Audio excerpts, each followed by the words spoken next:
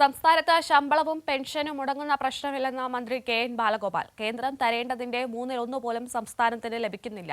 Pension ഉൾപ്പെടെയുള്ള സാധാരണക്കാരുടെ വിഷയത്തിൽ കേന്ദ്രം സംസ്ഥാനത്തോട് സ്വീകരിക്കുന്ന സമീപനത്തിൽ പ്രതിപക്ഷ നിലപാട് എന്താണെന്നും കേന്ദ്ര സമീപനത്തിനെതിരെ പ്രതിപക്ഷം സമരത്തിന് തയ്യാറാണോ എന്നും മന്ത്രി ചോദിച്ചു. ശമ്പളം, പെൻഷൻ തുടങ്ങിയ കാര്യങ്ങളിൽ 1-ാം തീയതി എല്ലാവർക്കും കിട്ടിയില്ല, ചില പ്രശ്നങ്ങളുണ്ട് എന്നുള്ള വാർത്ത വന്നു. അപ്പോൾ അത് ആ കാര്യം സംബന്ധിച്ച് 2-ാം തീയതി കണ്ണൂർ വെച്ച് ഞാൻ തന്നെ പത്രങ്ങളോട് നേരിട്ട് മാധ്യമങ്ങളോട് പറഞ്ഞു, ശമ്പളവും പെൻഷനും മുടങ്ങുന്ന പ്രശ്നമില്ല. സാമ്പത്തികമായി കേന്ദ്രം വലിയ തോതിലാണ് നമുക്ക് തരേണ്ടത് മുടക്കിയേക്കുന്നത്. നമ്മുടെ വരുമാനമൊക്കെ വെട്ടിക്കുറച്ചു.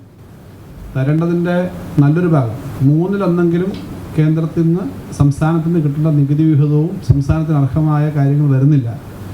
ആ വരാതിരിക്കുന്ന ഒരു സാഹചര്യത്തിലും ശമ്പളവും പെൻഷനും ഒന്നും മുടങ്ങാനുള്ള ഒരവസ്ഥ ഉണ്ടാക്കില്ല എന്നുള്ളത് പറഞ്ഞിരുന്നു.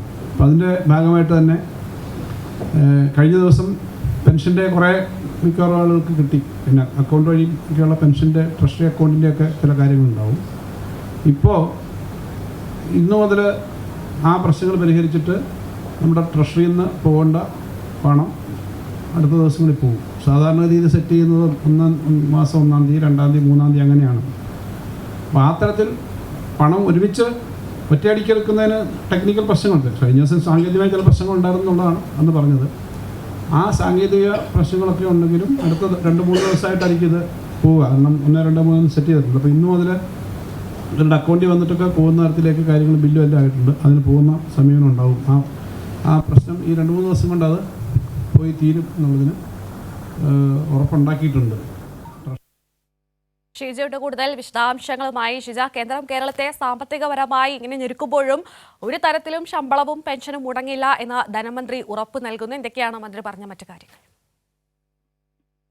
തീർച്ചയായും സംസ്ഥാനത്തിൽ ശമ്പളവും പെൻഷനും മുടങ്ങും എന്നുള്ളൊരു ആശങ്ക ആർക്കും വേണ്ട എന്ന് തന്നെയാണ് ധനമന്ത്രി കെ.എൻ. ബാലഗോപാൽ വ്യക്തമാക്കുന്നത്. പ്രത്യേകിച്ചും ഇപ്പോഴുണ്ടായ ഈ ഒരു പ്രതിസന്ധി അത് ഉടൻ തന്നെ പരിഹരിക്കുന്നതായിരിക്കും. സാങ്കേതികപരമായ പ്രശ്നങ്ങൾ നിലനിൽക്കുന്നത് കൊണ്ടാണ് ഇത്തരത്തിൽ ശമ്പളവും പെൻഷനും വിതരണം ചെയ്യുന്നതിലൊരു പ്രതിസന്ധി ഉണ്ടായത് എന്നുള്ള കാര്യമാണ് ധനമന്ത്രി കെ.എൻ. ബാലഗോപാൽ വ്യക്തമാക്കിയത്. പക്ഷേ ഇതിൽ ഒരു വലിയ സാഹചര്യം നിലനിൽക്കുന്നത് കേന്ദ്രം സംസ്ഥാനത്തിന് നൽകാനുള്ള തുക സംബന്ധിച്ചുള്ള കാര്യമാണ്. ഇതിൽ 57,000 കോടിയിലധികം രൂപ സംസ്ഥാനത്തിന് ആകെ കേന്ദ്രം നൽകാനുള്ള വിഹിതങ്ങൾ നിലനിൽക്കുന്നു.